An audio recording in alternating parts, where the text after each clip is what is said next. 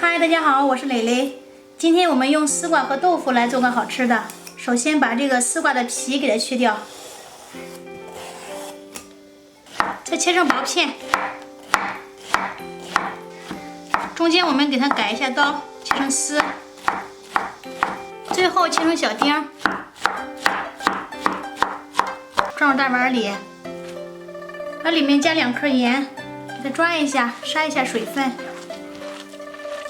待上几分钟，准备1块老豆腐，切成薄片，切条，最后切丁，装入盘里备用。下面来切点肥肉丁，先给它切成薄片。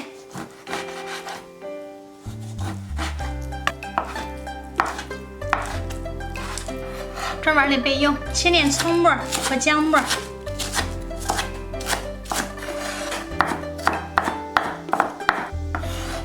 加入豆腐里面，把切好的猪肉丁给它倒入锅里，用小火煎出多余的油脂，像这样就行了。再加入提前切好的鸡肉丁，倒适量的生抽、胡椒粉、几克食用盐，最后搅到鸡肉丁发白。现在我们给它关火盛出来，倒入豆腐里面，把腌好的丝瓜放入纱布里面，挤出多余的水分。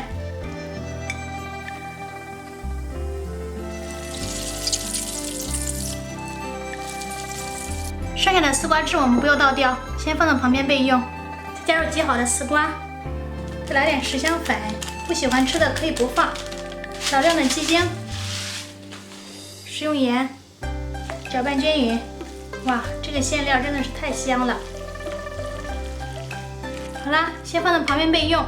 剩下的丝瓜汁里面加入200克的面粉，搅成棉絮状，和成面团。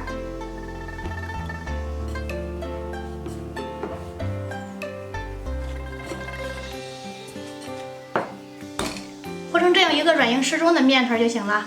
揉好的面不用醒，拿出来稍微给它整理一下，分成3份，把每一份给它拆成长条，搓一下，切成小块，上面撒点干面粉防粘，把每个小鸡子按扁。用擀面杖擀成薄饼，中间厚，边缘薄，这样不容易破皮露馅儿。包上调好的馅料，对折，捏紧，这样就行了。锅里提前烧开水，包好的饺子都给它放进去，轻轻的给它推一下，防止粘在一起。盖上盖子，中火烧开。开锅以后加入1次凉水，再次煮到开锅，饺子鼓起来，这样就可以捞出来了。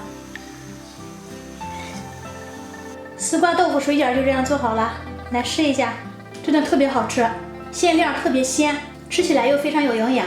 加入鸡肉，多吃还不胖。立秋以后建议大家多吃点丝瓜豆腐，可以清火去燥。好啦，今天的视频就到这里了。